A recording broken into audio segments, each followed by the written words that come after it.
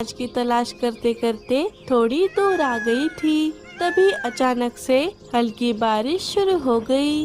बारिश से बचने के लिए मीठी तुरंत एक पेड़ की डाली पर बैठ गई। अरे ये बारिश कैसे शुरू हो गई? अभी तो मुझे घोंसला बनाने का सामान भी तो इकट्ठा करना था। मीठी पेड़ पर बैठी ही थी, तभी उसे किसी के रोने की आवाज पर पहले से ही मौजूद है। क्या हुआ पंखुड़ी? और ये बच्चा किसका है? इसे देखकर तो लग रहा है कि ये अभी अभी अंडे से बाहर आया है। हाँ मीठी, ये सुनहरी का बच्चा है, लेकिन अब ये अनाथ हो गया है। क्या क्या मतलब? अरे अभी जब मैं अनाज लेने जा रही थी तब मैंने देखा कि सुनहरी चिड़िया का एक शिकारी ने शिकार कर लिया है। वो बेचारी अपनी जान नहीं बचा पाई। अरे बाप रे, ये तो बहुत बुरा हुआ। हाँ मीठी, लेकिन अभी हम क्या कर सकते हैं? अब ये बच्चा भूख की वजह से रो रहा है। अब इस बच्चे का क्या होगा? उस बच्चे को देखकर मीठी चिड़िया को बहुत बुरा लग रहा था। मीठी को उस बच्चे पर बहुत दया आ गई। पंखुड़ी, अब इस बच्चे को मैं संभालूंगी। अब ये बच्चा अनाथ नहीं है, अब से मैं ही इसकी माँ हूँ। क्या? ये तुम क्या कह रही हो मीठी? हाँ पंखुड़ी, अब से मैं ही इस बच्चे की देखभाल करूंगी, लेकिन इस बारे में तुम किसी से कुछ मत कहना। ठीक है, जैसा तुम चाहो। चलो, हमें यहाँ से चलना चाहिए। मीठी और पंखुड़ी वहाँ से चली जाती है। मीठी उस बच्चे को अपने घर ले आती है। ऐसे ही मीठी उस बच्चे का खूब ख्याल रख रही थी। अपने साथ साथ वो बच्चे के लिए भी अनाज लाती। उसकी हर छोटी बड़ी बात का वो खूब ख्याल रखती। वो उसे लाड़ प्यार के साथ साथ अच्छी अच्छी बातें भी सिखाती। बच्चा धीरे धीरे बड़ा हो रहा था, इसीलिए मीठी उसे उड़ना भी सिखा रही थी। चलो बेटा, आज के लिए इतना काफी है। अंदर आ जाओ, मैंने तुम्हारे लिए तुम्हारे पसंद का खाना बनाया है। अच्छा, अभी आता हूँ माँ। ये सारा नजारा गोरी अपनी खिड़की से देख रही थी। अरे ये मीठी का बच्चा तो उड़ना भी सीख गया। आजकल ये माँ बेटे बड़े उड़ रहे हैं। तभी पीछे से लल्लू आकर कहता है, अरे गोरी, खिड़की से क्या देख रही हो? मुझे बहुत भूख लगी है, मुझे जल्दी से खाना दे दो। क्या? लेकिन तुम तो अनाज लाने गए थे, क्या हुआ? कहाँ है अनाज? अरे जिस खेत में मैं अनाज चुराने गया था, उस खेत के मालिक ने मुझे पत्थर मारकर भगा दिया। और वैसे भी वहाँ का आधा अनाज तो बाकी पंछी ले गए थे। क्या? लेकिन तुम तो कह रहे थे कि वो कोई नया सीक्रेट खेत है, तो बाकी पंछियों को कैसे पता चला? वो हुआ ये कि उस सीक्रेट खेत के बारे में मैंने अपने कुछ दोस्तों को बताया था, तो उन्होंने मुझसे पहले जाकर वहाँ का अनाज ले लिया। और जब मैं गया तो किसान ने मुझे पत्थर मारकर भगा दिया। तो काम होने से पहले ढिंडोरा क्यों पीटते हो? जरा उस मीठी को देखो, पता नहीं कब उसने अंडा दिया और कब अंडे से बच्चा भी बाहर आ गया। और अब तो वो बच्चा उड़ना भी सीख गया है और उसने किसी को कानो कान खबर तक नहीं होने दी। अरे तो तुम क्या कहना चाहती हो कि मैं अंडा दूं? अब मुझे खाना मिलेगा या नहीं? हाँ हाँ देती हूँ, चिल्ला क्यों रहे हो? कुछ दिन बीत गए। एक दिन ऐसे ही पंखुड़ी और मीठी एक पेड़ पर बैठकर बातें कर रही थी। तभी गोरी उन दोनों को देख लेती है। अरे इन दोनों में क्या खिचड़ी पक रही है?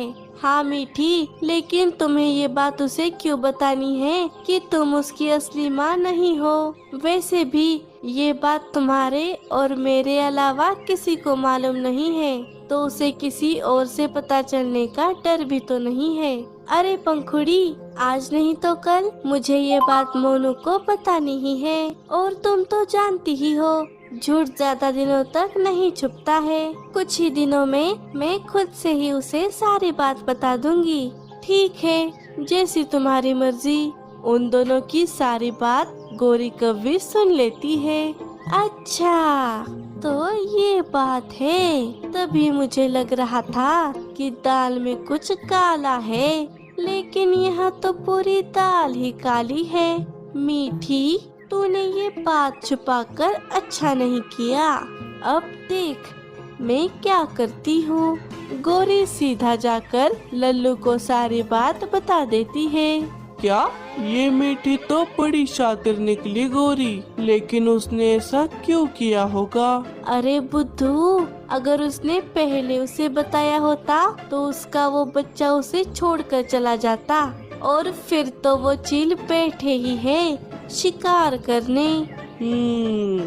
अब हूँ करना बंद करो और मेरी बात ध्यान से सुनो। अब हम दोनों उस बच्चे के पास जाकर मीठी के बताने से पहले ही उसे सारी सच्चाई बता देंगे, और फिर गौरी लल्लू को एक प्लान बताती है। वाह गौरी, इससे तो हमारे अनाज की टेंशन ही मिट जाएगी। अब आएगा असली मजा। अगले ही दिन जब मीठी अनाज लाने चली गई, तब मौका देखकर गौरी और लल्लू मोनू के पास चले जाते हैं। अरे मोनू बेटा, क्या कर रहे हो? मीठी कहाँ है?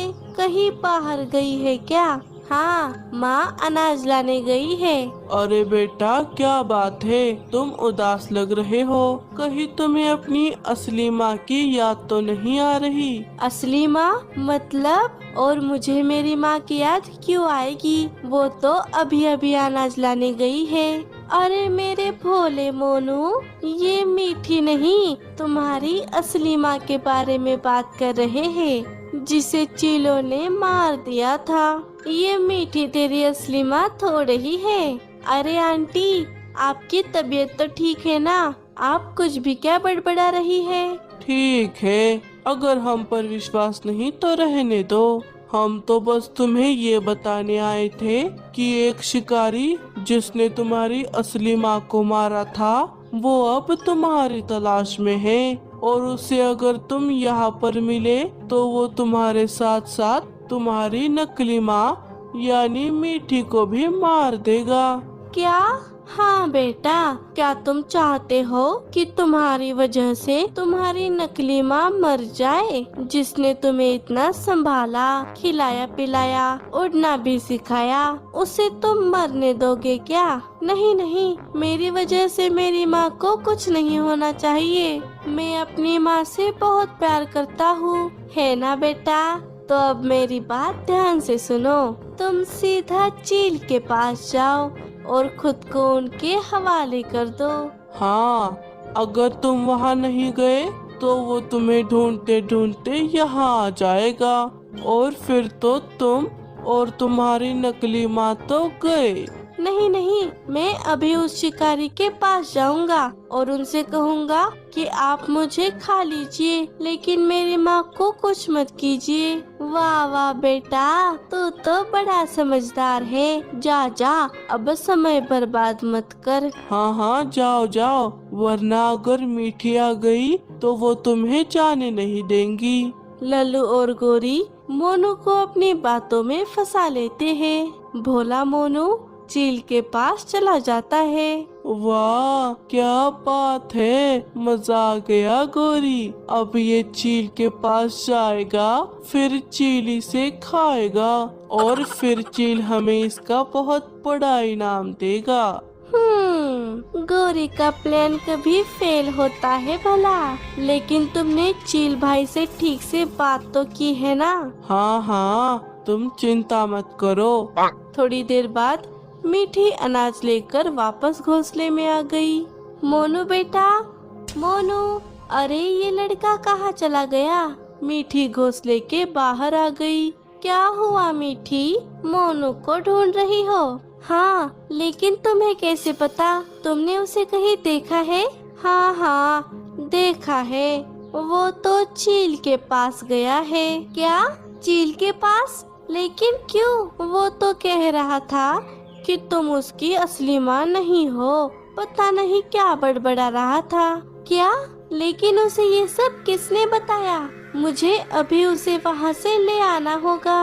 अरे फोकट में टेंशन क्यों ले रही है? वैसे भी वो तेरा असली बेटा तो था नहीं, तो जाने देना। तुम ऐसा कैसे कह सकती हो गौरी? भले ही मैंने उसे जन्म नहीं दिया, लेकिन मैंने उसे पाल पोस कर बड़ा किया है। वो मेरे कलेजे का टुकड़ा है, लेकिन तुम ये सब नहीं समझोगी। जाना है तो जा, वो चील तुझे भी हजम कर देगा। गौरी वहाँ से चली जाती है। अरे वाह वाह, आज तो नरम नरम मांस खाने को मिलने वाला है। क्या बात है।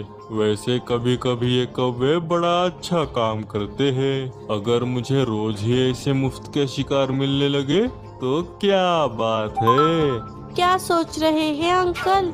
मुझे खा लीजिए, लेकिन मेरी माँ के पास मत जाइए। हाँ हाँ, तू चिंता क्यों कर रहा है बेटा, मैं तुझे आराम से खाऊंगा। तभी मीठी वहाँ पर आ जाती है।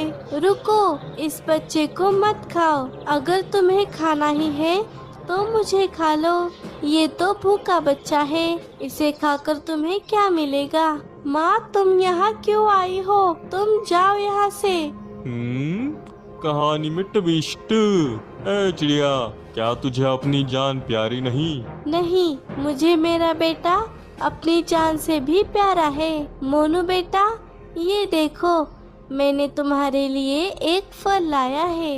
नहीं माँ, मुझे कुछ नहीं खाना, आप जाइए यहाँ से। वैसे तू ये क्या लाई है चिड़िया? नहीं चील जी, आप इसे मत खाना, वरना वरना क्या? वरना आप इतने शक्तिशाली हो जाओगे कि आप में 10 हाथी और 10 शेरों की ताकत आ जाएगी। ये मैंने मोनू के लिए लाया है, ताकि वो आपको मारकर यहाँ से भाग सके। अरे, ये मैंने क्या बता दिया? क्या कहा? 10 हाथी और 10 शेर? फिर तो ये फल मेरे अलावा किसी को नहीं मिलना चाहिए। इसे तो सिर्फ मैं खाऊंगा। शिकारी वो फल खाने लगा। जैसे ही वो पूरा फल खाता है, उसका मुंह चिपक जाता है। वो एक अनोखा फल था, जो कि बिल्कुल एक गम की तरह काम करता था। अरे ये क्या कर दियो? मोनू बेटा, जल्दी यहाँ से भागो। दोनों वहाँ से भाग गए और सुरक्षित अपने घोंसले में आ गए। माँ, आपने मुझे क्यों बचाया? मेरी वजह से कहीं वो चील आपको कोई नुकसान पहुंचा देता तो?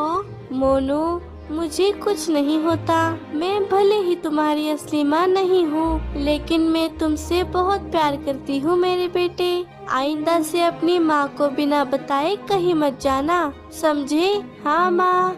दोनों माँ बेटे अपना पत्तों का घर बनाकर हंसी खुशी से रहने लगे।